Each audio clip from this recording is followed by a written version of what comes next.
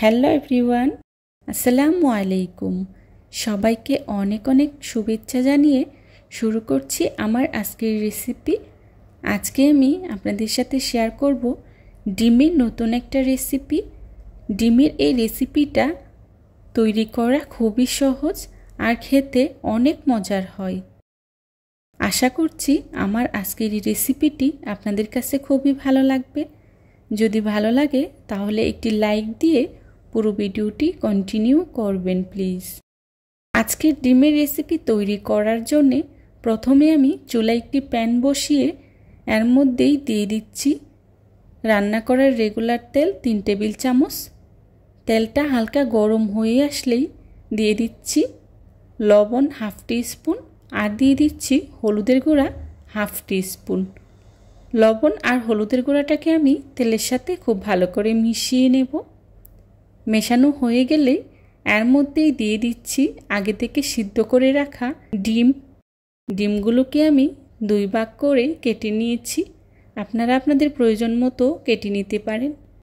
এক পাশ হয়ে গিয়েছে, এখন উল্টে দিচ্ছি আর এভাবে উল্টে পাল্টে ডিমগুলোকে আমি খুব ভালো করে ভেজে নেব। আমি এখানে 4টি ডিম নিয়েছি, আপনারা আপনাদের প্রয়োজন মতো নিতে পারেন।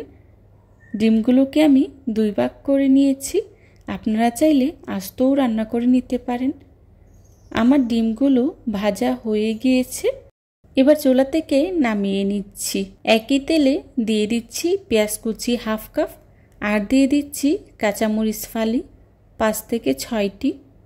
এখন পেঁয়াজটাকে আমি হালকা ভেজে নেব। পেঁয়াজটা যখন হালকা ভাজা হয়ে গিয়েছে তখন এর মধ্যে দিয়ে দিচ্ছি হাফ চা চামচ রসুন বাটা আর দিয়ে দিচ্ছি হাফ চা চামচ আদা বাটা। এখন আদা রসুনটাকে আমি পেঁয়াজের সাথে খুব ভালো করে ভেজে নেব। ভাজতে ভাজতে আদা রসুনের কাঁচা গন্ধটা যখন চলে যাবে তখনই এর মধ্যেই দিয়ে দিচ্ছি পানি হাফ কাপ। পানিটা দিয়ে আমি গুঁড়া মশলা ইউজ করব, এতে করে মশলার কোনো প্রকার ঝাঁঝালো গন্ধ বের হবে না। দিয়ে দিচ্ছি লাল মরিচের গুঁড়া 1 চা চামচ। মরিচের গুঁড়াটা আপনারা যে যতটুকু ঝাল পছন্দ করেন সেই অনুযায়ী ব্যবহার করবেন। দিয়ে দিচ্ছি হলুদের গুঁড়া হাফ চা চামচ, ধনিয়া গুঁড়া হাফ চা চামচ, জিরা গুঁড়া হাফ চা চামচ আর দিয়ে দিচ্ছি লবণ 1 চা চামচ। এখন মশলাটাকে আমি খুব ভালো করে মিশিয়ে নেব। মেশানো হয়ে গেলে ঢাকনা দিয়ে ঢেকে মশলাটাকে আমি খুব ভালো করে কষিয়ে নেব। আমার মশলাটা কষানো হয়ে গিয়েছে, দেখুন তেলটা উপরে ভেসে উঠেছে। এখন এর মধ্যে দিয়ে দিচ্ছি আলু। এখানে আমি 3টি বড় সাইজের আলু নিয়েছি আর আলুগুলোকে এভাবে কুচি কুচি করে কেটে নিয়েছি। দেখুন আমি কিভাবে কেটে নিয়েছি। এখন মশলার সাথে আলুগুলোকে আমি খুব ভালো করে মিশিয়ে নেব। মেশানো হয়ে গেলে ঢাকনা দিয়ে ঢেকে 5 মিনিটের মতো সময় নিয়ে আলুগুলোকে আমি খুব ভালো করে কষিয়ে নেব। মাঝখানে নেড়ে চেড়ে দিচ্ছি যাতে করে নিচে লেগে না যায়। আবারও ঢাকনা দিয়ে ঢেকে আলুগুলোকে আমি খুব ভালো করে সিদ্ধ করে নিয়েছি। যেহেতু আলুগুলো চিকন করে কাটা হয়েছে তাই আলুগুলো সিদ্ধ হতে খুব একটা সময় লাগে না। আমার আলুগুলো সিদ্ধ করে নেওয়া হয়ে গিয়েছে। এখন এর মধ্যে দিয়ে দিচ্ছি পরিমাণ মতো পানি। আমি এখানে 2 কাপ পানি ব্যবহার করেছি, আপনারা ঝোলের পরিমাণটা কতটুকু রাখতে চান সেই অনুযায়ী পানিটা ব্যবহার করবেন। ঝোলটা যখন বলক আসতে শুরু করেছে তখন এর মধ্যে দিয়ে দিচ্ছি আগে থেকে ভেজে রাখা ডিমগুলো দিয়ে আমি আরও কিছুক্ষণ রান্না করে নেব। আমার রান্নাটা প্রায় হয়ে গিয়েছে।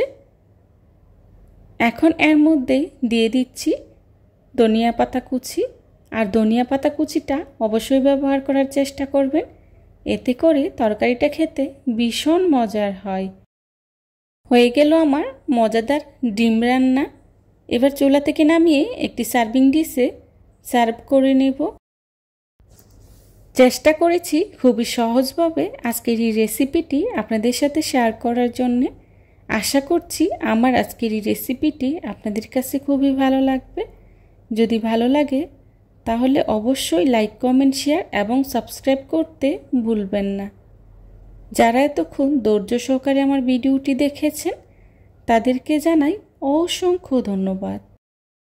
দেখুন দেখতে কতটা লোভনীয় হয়েছে আর খেতেও কিন্তু ভীষণ মজার হয়েছিল। আমার রেসিপিটা ফলো করে বাসায় একবার হলেও ট্রাই করে দেখবেন আর কেমন হয়েছে আমাকে কমেন্টস করে জানাবেন। আমার পরবর্তী রেসিপি দেখার আমন্ত্রণ জানিয়ে আজকের মতো এখানেই বিদায় নিচ্ছি। সবাই ভালো থাকবেন, সুস্থ থাকবেন। আল্লাহ হাফেজ। আসসালামু আলাইকুম।